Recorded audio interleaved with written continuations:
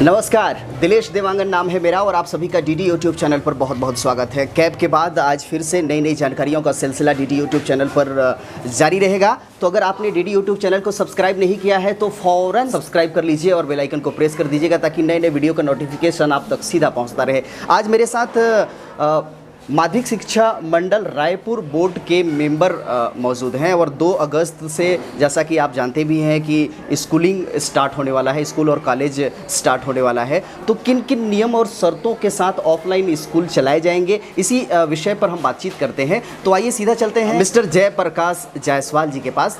तो जायसवाल जी, बहुत बहुत स्वागत है आपका डीडी यूट्यूब चैनल पर। धन्यवाद। जायसवाल जी, बताइए कि चूँकि आप माध्यमिक शिक्षा मंडल बोर्ड के आप मेंबर हैं और साथ ही साथ इस वक्त कांग्रेस की गवर्नमेंट है और कांग्रेस पार्टी से आप ताल्लुकात रखते हैं, तो चूँकि जो आपकी सहभागिता है वो कहीं ना कहीं महत्वपूर्ण हो जाता है।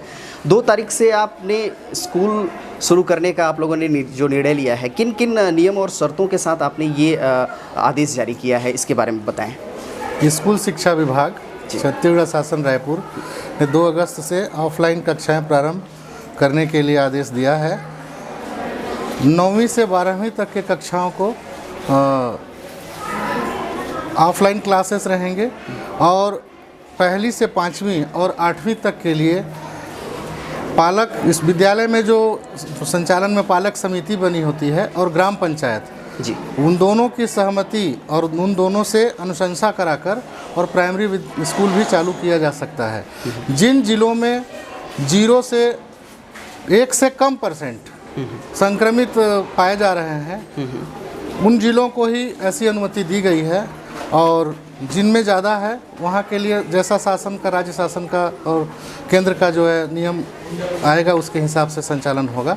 लेकिन 1% से कम जहाँ पर भी संक्रमण पाया जा रहा है वहाँ पे विद्यालय प्रारंभ किए जाएंगे। आपने कहा कि पंचायत स्तर पर जैसे एक सहमति ली जाएगी, तो क्या ये अहम होगा, ज़रूरी होगा, या इसके बगैर भी जो गवर्नमेंट के गाइडलाइन है, या जहाँ पर आपने कहा कि 1% जो कोविड पॉजिटिव दर जो है वो उस ज़िले में पाए जाते हैं, तो ऐसे स्थिति में स्टार्टअप किया ही जाएगा या उस ग्राम पंचायत के जो प्रतिनिधित्व करता है उनसे सहमति या उनसे कंसल्ट के बाद ही ऐसा होगा? क्योंकि ग्राम पंचायत को यह गांव की स्थिति मालूम होती है कि संक्रमण की स्थिति क्या है, संक्रमण का प्रतिशत क्या है जी, तो यह स्थानीय जानकारी के बतौर पर उनको इसमें सहभागिता में शामिल किया गया है।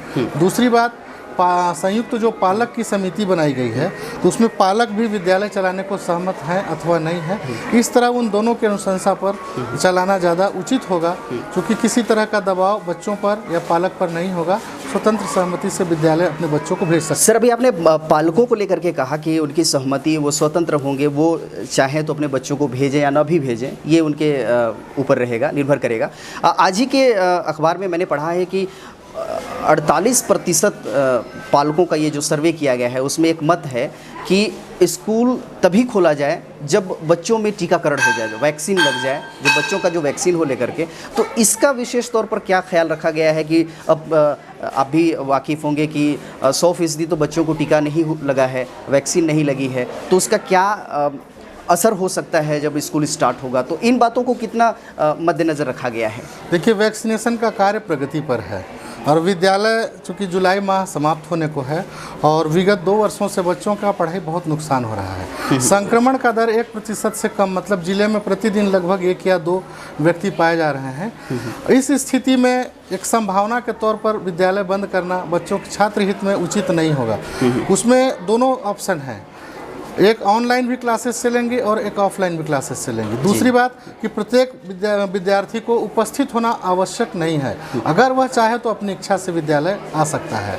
अच्छा। अस्वस्थता की स्थिति में यदि कोई विद्यालय में सर्दी, खांसी, बुखार का जो अगर कोई पाया जाता है लक्षण किसी भी छात्र में, उसको विद्यालय की कक्षा में प्रवेश नहीं दिया जाएगा और उसको संक्रमण का जाँच कराने के पश्चात जब तक उसकी तबीयत ठीक नहीं हो जाती है तब तक विद्यालय आने के लिए उसको प्रतिबंध, मतलब रोका जाएगा। चलिए, ये तो जानकारी हो गई। मैं आगे आपसे ये जानना चाहता हूँ कि सारे कोविड गाइडलाइन के नियमों का पालन करते हुए स्कूल कॉलेज खोलने के जो निर्देश दिए गए हैं, स्कूलिंग में ख़ास तौर पर क्योंकि छोटे छोटे बच्चे होते हैं और वो शायद उतना सावधान नहीं हो सकते जितना थोड़ा मेच्योर्ड होते हैं या कॉलेज के स्टूडेंट होते हैं वो हो जाए, ऐसे में स्कूल में किन किन सुविधाओं का विशेष तौर पर ख्याल रखा गया है, क्या क्या सुविधाएं वहाँ पर स्कूल में होंगी और कितनी सावधानियां बरती जाएंगी? स्कूल में सबसे पहले तो पूरी साफ सफाई करवा दी गई है और स्प्रे मशीन से सभी क्लासरूम को सैनिटाइज किया जा रहा है। बच्चों के लिए सैनिटाइजर और मास्क की व्यवस्था भी स्कूल की तरफ से ही की गई है और सोशल डिस्टेंसिंग का पालन करने के लिए प्रतिदिन 50% उपस्थिति के साथ एक दिन अल्टरनेट आधे विद्यार्थी आज और आधे कल के चक्र में विद्यालय संचालन का निर्णय लिया गया है। ये सारी सुविधाओं के साथ खोला जाएगा। इसके बावजूद जैसे जो संक्रमण दर है और तीसरी लहर की जो बात आपको भी मालूमात होगा कि तीसरी लहर थर्ड वेव का कहीं ना कहीं आहट आना शुरू हो गया है। इसके बावजूद जबकि सितंबर, अक्टूबर, नवंबर के दरमियान में ही तीसरी लहर की बातें चल रही हैं, ऐसे में अगस्त में स्टार्ट करना, क्या लगता है कि पूरे वर्ष स्कूल चल पाएगा या उसके लिए क्या तैयारी की गई है? देखिए, एक संभावना है सिर्फ तीसरे लहर की जी। अभी उस पर कुछ मरीज बताया जाता है कि उत्तर प्रदेश या कहीं एक दो पाए गए हैं, पर संक्रमण की स्थिति जैसी होगी विद्यालय उस स्थिति में विद्यालय संचालन के लिए शासन द्वारा निर्णय लिया जाएगा।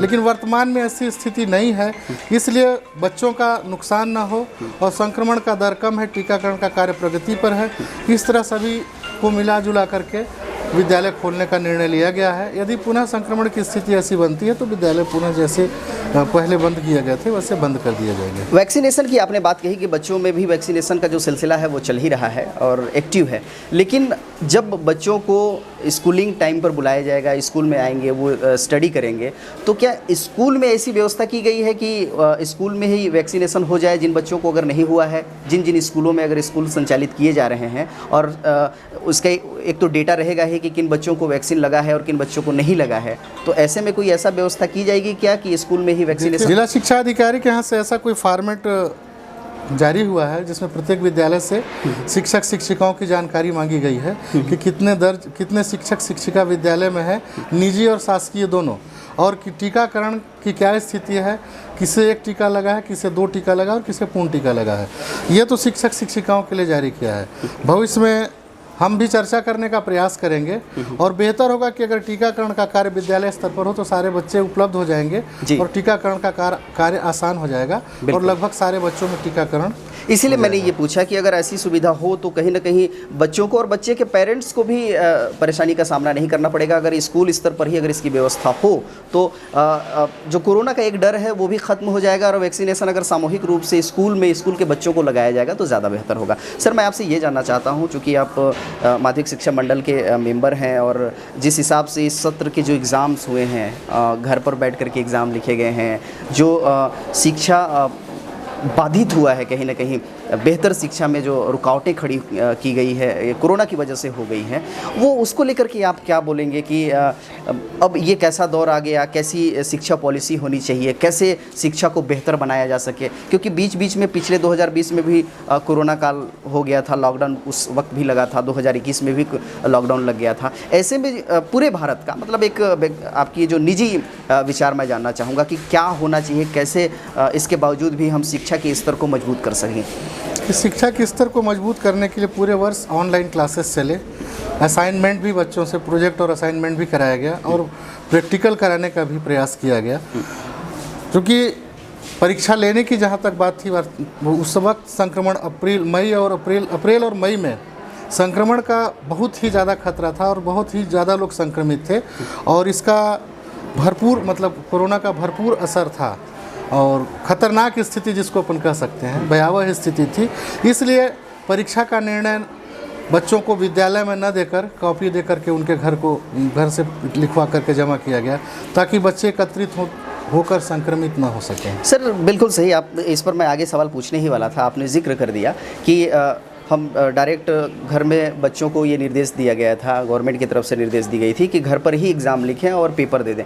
ऐसे में सर क्या लगता है कि जो शिक्षा उनको मिलनी चाहिए या एजुकेशन जो एक होता है, इम्तिहान होता है, एग्ज़ाम होता है, जो जिस एग्ज़ाम को लेकर के मेंटली थोड़ा सा रहते हैं, प्रिपरेशन रहता है, तैयारी करते हैं बाकायदा। ऐसे में तो बच्चों में और किसी भी स्टूडेंट्स में गवर्नमेंट की इस पॉलिसी से वो तो बहुत ही सहज महसूस करने लगे हैं। अगर उस ग्रेड के हैं, वो तो ज़्यादा प्रतिशत के बच्चे ऐसे हैं कि मुझे पढ़ने की ज़रूरत नहीं है, घर में पेपर मिल जाते हैं, मैं तो इंटरनेट से सर्च करके और बुक से लिख करके दे दूँगा। तो ऐसे में कैसे मजबूत होगा इस पॉलिसी से? क्या सही डिसीज़न था गवर्नमेंट का, या अगर सही है तो कैसे सही है? और ऐसे से क्या जो हमारा छत्तीसगढ़ का जो शिक्षा पद्धति है ये मजबूत होगा, ये शिक्षा पद्धति अच्छा रहेगा और एजुकेशन ग्रोथ करेगा?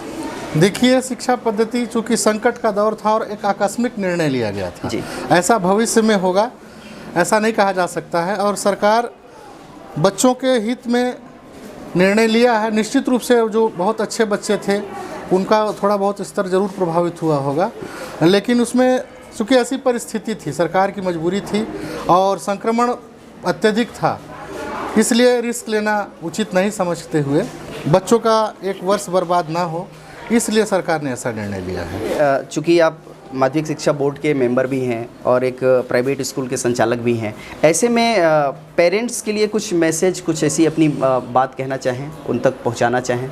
सबसे पहली बात तो कि काफ़ी समय के बाद स्कूल खुल रहा है, छात्र छात्राओं को विद्यालय आने पर मतलब आने के लिए आतुर हैं, उनको यहाँ आने पे एक स्वागत योग्य उनका स्वागत का की तरह उनका जो है विद्यालय को स्वागत करना चाहिए, और एक उत्सव की तरह 2 अगस्त को, चूँकि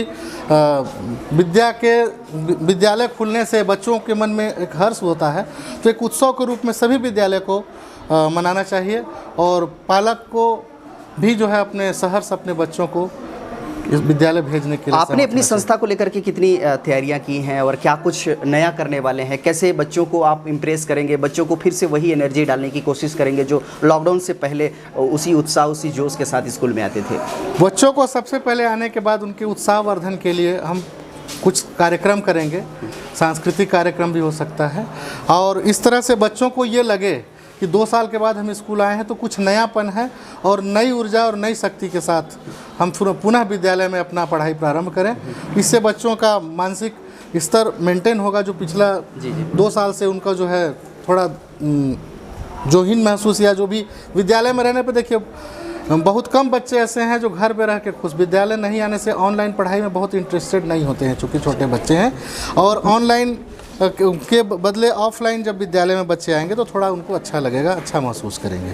चाहे वो प्राइवेट संस्था हो, चाहे गवर्नमेंट संस्था हो, गवर्नमेंट स्कूल हो, उसमें स्कूल की जिम्मेदारी कहीं ना कहीं बढ़ जाती है कि पेरेंट्स को भरोसे में कैसे लिया जाए, क्योंकि यहाँ पर एक भरोसे की बात हो गई है और उनको एक स्वतंत्रता भी दी गई है कि आप चाहें तो अपने बच्चों को भेजें या ना भी भेजें। ऐसे में आप कहीं ना कहीं ये तो जिम्मेदारी बढ़ती है कि पेरेंट्स को भरोसे में लिया जाए, उनका विश्वास जीता जाए।